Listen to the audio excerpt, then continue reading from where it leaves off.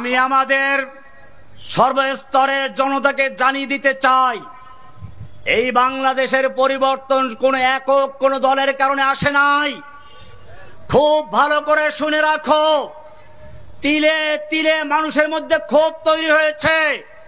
ক্ষোভ তৈরি হয়েছিল আল্লামা আজিজুল হক সাহেবকে জেলে দেওয়ার মাধ্যমে, ক্ষোভ তৈরি হয়েছিল শাপলা চত্বরে হাজার হাজার মানুষকে খুন করার মাধ্যমে, ক্ষোভ তৈরি হয়েছিল নরেন্দ্র মোদীর মতো একটা নাপাক ইসলামের দুশ্মন, বাবরি মসজিদ হত্যাকারী নাপাক শয়তানকে বাংলাদেশ নাপাক করার যখন চেষ্টা করা হয়েছিল, এনেছিল, তার বিরুদ্ধে প্রতিবাদ করতে গিয়ে এদেশের তাওহীদি জনতা নিজের বুকের তাজা রক্ত ঢেলে দিয়েছিল। হাজার হাজার উলামায়ে কেরামদেরকে তখন আবার জেলে ঢুকিয়েছিল। ক্ষোভ তৈরি হয়েছিল সেই শাহবাগ থেকে শুরু করে প্রত্যেকটা পরতে পরতে তারই বিস্ফোরণ ঘটেছিল তোমাদের এই আন্দোলনের মাধ্যমে। সুতরাং তোমাদেরকে মনে রাখতে হবে, এই বাংলাদেশের পরিবর্তন, এই আন্দোলন কোন একক ভাবে কারো কুক্ষমতার কারণে আসে নাই, একক কারো কোনো সম্পত্তি নয়, এটা সর্বস্তরের জনতার ঐক্যবদ্ধ সম্পত্তি। সুতরাং সকলকে সমানভাবে মূল্যায়ন করতে হবে। শুধুমাত্র নিজেদের স্বার্থ উদ্ধার করে অন্যদেরটা এড়িয়ে গেলে চলবে না, তাহলে কিন্তু এই বিজয় আর বেশি দিন থাকবে না। দুশমন কিন্তু এখনো বসে আছে, এখনো ওত পেতে বসে আছে। কিভাবে আমাদের মধ্যে আবার সেই ঐক্যে ফাটল ধরানো যায়, কিভাবে আবার ভারতের দালালদেরকে বিজয়ী করা যায়, সেজন্য তারা প্রতিটি ক্ষণে ক্ষণে তারা বসে আছে। আপনারা জানেন ভারতের মিডিয়াগুলো আমার বিরুদ্ধে কিভাবে লেগেছে। আমি তো ভারতের বিরুদ্ধে কখনো লেকচার দেই না। আগে যখন তারা আমার বিরুদ্ধে লেকচার দিল, আমার বিরুদ্ধে তারা প্রচার করতে শুরু করলো, তখনই আমি বলেছিলাম ভারত যদি বাংলাদেশের দিকে হাত উঁচু করে সে হাত কেটে ফেলা হবে, সেদিকে পা বাড়ায় সে পা ভেঙে দেওয়া হবে। ভারত যদি বাংলাদেশের দিকে চোখ তুলে দাঁড়ায় সে চক্ষু উপড়ে ফেলা হবে।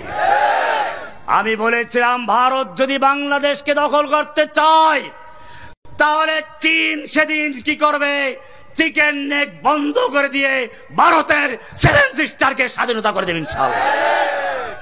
শুধু তাই নয়, বাংলাদেশকে যদি আক্রমণ করতে চাও পশ্চিমবঙ্গ মুক্ত করে ছাড়বো ইনশাআল্লাহ।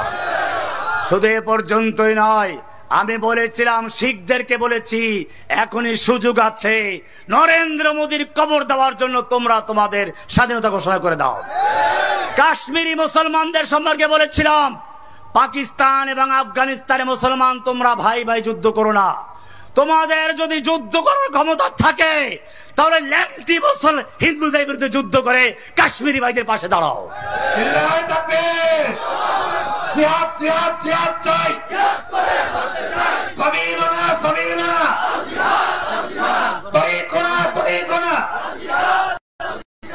ভাইয়েরা আমার, মূলত আমার আসলে বক্তব্য দেওয়ার মতো অবস্থা নেই, শরীর অত্যন্ত খারাপ। আজকে এই প্রোগ্রাম ক্যান্সেল করারই আলোচনা হয়েছিল, কিন্তু তারপরেও আপনাদের ভালোবাসা মোহাব্বতের কারণে আসতে হয়েছে।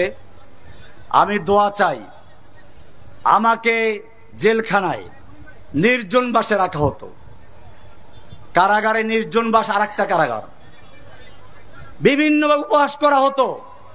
সবচেয়ে বড় কষ্ট হতো যখন তারা আল্লাহকে নিয়ে উপহাস করত। রিমান্ডে নিয়ে এক পুলিশ অফিসার বলেছিল, রহমানী সাহেব, কোরআনে তো বলা আছে কুল্লা ইয়াউমিন হুয়া ফি শান, আল্লাহ ব্যস্ত আছে, নাউজুবিল্লাহ। এখন আমরা আপনাকে অত্যাচার নির্যাতন যাই করে আল্লাহ দেখবেন না, আল্লাহ ধরবেন, থ্রেট দিয়েছেন সানাফরুগু লাকুম আইয়ুহাস সাকালান, এটা একটা থ্রেট দিয়েছেন, যখন ধরবেন তখন দেখবো। এখন তো আমরা আপনাকে ধরেছি। এভাবে তারা উপহাস করত, মজাক করত। এদের নামগুলো সুন্দর, একটা নাম ছিল তাওহীদ। কি নাম? এই পুলিশ অফিসারের নাম ছিল তাওহীদ। সুতরাং মনে রাখতে হবে, এদেশে এমন কিছু হিন্দু আছে, হিন্দুদের দালাল আছে, নাস্তিক মোরতাদ আছে, যাদের নাম তাদের বাপ দাদা রেখেছিল খুব সুন্দর, তাওহীদুল ইসলাম, তাওহিদুর রহমান ইত্যাদি, কিন্তু তারা সবচেয়ে বড় আল্লাহ এবং আল্লাহ রাসূলের দুশমন। এই দুশমনদের আমাদের মোকাবেলা করতে হবে, সেজন্য ঐক্যবদ্ধ থাকতে হবে, হুঁশিয়ারের সাথে কাজ করতে হবে। দুশমনদের ফাঁদে পা পাড়া দেওয়া যাবে না। আল্লাহ তাআলা আমাদের সকলকে বিষয়গুলোকে বুঝার এবং তৌফিক দান করুন, আমিন। ওয়াসাল্লাল্লাহু তাআলা আলা নবিয়িনা মুহাম্মদ ওয়া আলা আলিহি ওয়া সাহবিহি আজমাইন। আসসালামু আলাইকুম ওয়া রাহমাতুল্লাহি ওয়া বারাকাতুহু। দুইটা জরুরি এলাকা, একটা হলো আমাদের তিনটা মধ্যে হারা গেছে, হয়তো কেউ কে থাকতে পারে, আমরা বলছি না কেউ নিয়ে নিয়েছে আমাদের।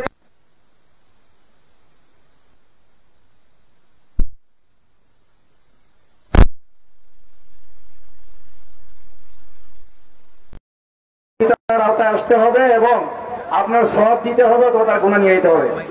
দ্বিতীয় এলান হলো আমাদের বৈষম্যহীন কারা মুক্তি আন্দোলনের সংগ্রামী সাথী ও বন্ধুগণকে বলবো, ফরিদপুর জেল গেটের অপোজিটে ম্যাটস মসজিদে ঈশার সময় জরুরি পরামর্শ আছে। আপনারা সবাই এখনই চলে যান। আর কেউ শাহেকের সাথে মুসাফা করবেন না। মুসাফা করার জন্য শাহেককে কষ্ট দিবেন না কেউ, প্লিজ। শাহেক অনেক অসুস্থ, আজকের মাহফিল ক্যান্সেল করতে চাইছিলেন, তবু আপনাদের মহব্বতে এবং ভালোবাসায় আল্লাহর রহমতে শাহেক কোন রকমে এসেছেন। বক্তব্য দেওয়ার সময় তাকে চিরতরুণ মনে হলো, তিনি কিন্তু খুবই অসুস্থ। আচ্ছা,